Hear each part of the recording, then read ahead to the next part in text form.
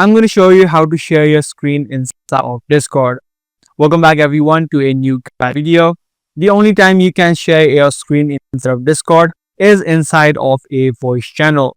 Other than a voice channel, you won't be able to share your screens. If you're okay with that, let me quickly show you. Open up a server and then just head over to a voice channel. You can just click on one of your voice channels. Once the voice channel now has been connected, you'll see the option called share your screen right here. This way you can pick different options such as one of your Google Chrome tabs, Windows, or your entire screen.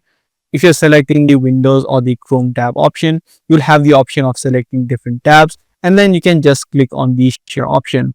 If you also want to share the system audio, you select this option, and as easy as that, you've now successfully shared your screen inside of Discord.